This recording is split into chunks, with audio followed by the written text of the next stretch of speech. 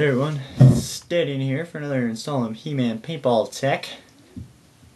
So let's get to it. Today I got another budget build for you guys.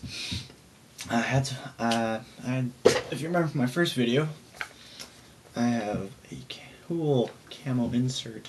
I call it inserts. Job on my BT4 Combat. And believe it or not, it is a budget build. I had some requests from the guys down at the field, so I figured, hey, why not?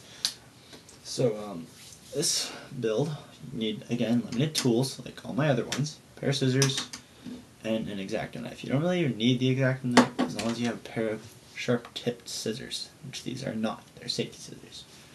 They work, though. And as far as materials go, you need some of this stuff. It's called gun tape. You get it in rolls at, if you live in the States, Cabela's. If you live in Canada, just any hunting store. I believe it's $5 to $10.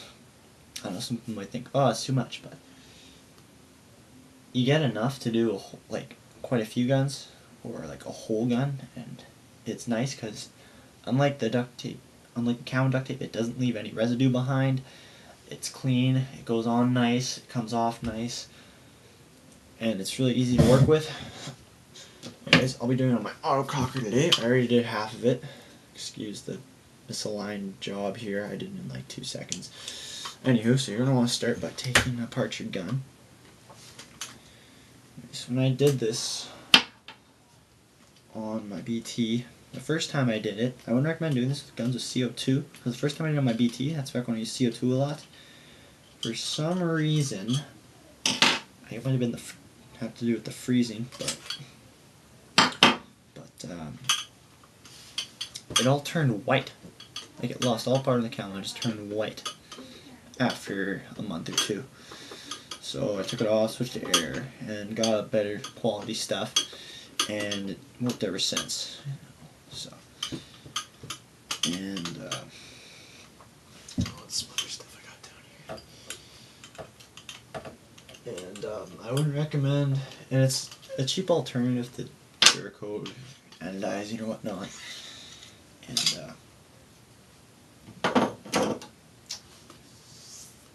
And if you can spray paint, costs a little more, but with this, it's for you guys out there with commitment issues.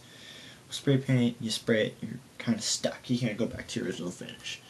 With this, on the other hand, you got a little bit of a choice. So, pop this sucker off. It's a bit overkill. But it works.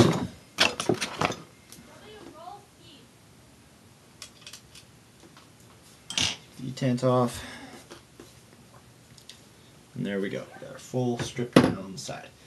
Okay, so what you want to do next is take your roll, measure it out, and you go snip. Now I already previously cut one. Anyways, so then you want to peel off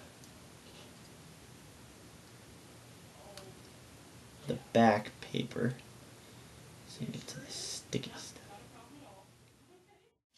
Great, it's off. Anyways, then you go over to your gun, over to your marker, and you line it up back so it's square, and you go about as high as you can. I'll be going just below my feet neck today. You try to keep it square. Push it down, and then you work your way down. Push it down as you go. Don't try to fit in any grooves except for grooves that go all the way across the body. Go over other grooves in a minute here when I get this kind of press fitted. Okay, now that it's kind of roughly on, if you do name tags or anything, you push it, like on my BT, push it down until you get to the side, you push it in tight, and then you take your X-Acto knife and cut it out along here, and just keep pushing along, and you just cut along lines as they come. Just have a little bit here on the top of my rig, and you take your X-Acto knife, push it in so you can see that distinct line.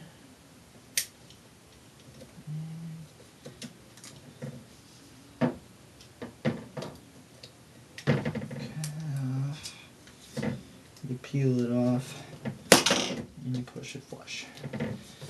Now with grooves, what I've been doing, and it seems to work, like when you get grooves in your gun, like those cool autistic ones, I take my X-Acto knife, I find the groove, and I cut down kind of the center of it. Now that, you just take your finger and push right along. What that does is it just gives the paper a little room to move without buckling in on itself. So you get it nice and flush every time. Another one here. Here we go.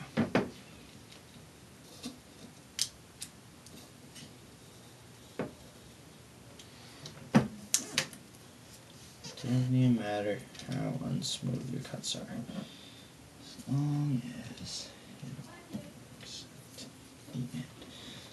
So here's one more.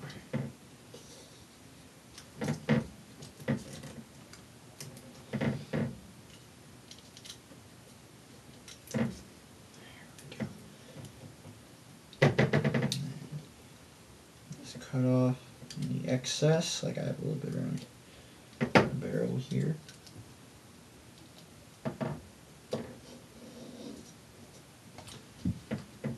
Peel that out, push it in. Ta-da! Just like that, you have a nice camo. Now for this gun, I'm going to do maybe a little more around the feed neck, maybe a little top these rails, on the sides here a bit more.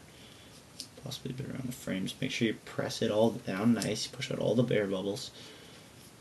And in my opinion, you got a pretty good quality camo job on a budget price. And you can do a lot of guns, and this is one little thing, if everyone likes it, like a lot, you got a whole bunch of spares here, you can say, I'll do it to your gun. And they say, how much? They're like, $5. Huh? You just covered your costs. And oops, I just dropped something. There you go. Pick it up later. Anyways, guys, thanks for watching. I have some more budget builds for you in the future, so stay tuned and subscribe if you want. And other than that, I'm going to stay steady and out.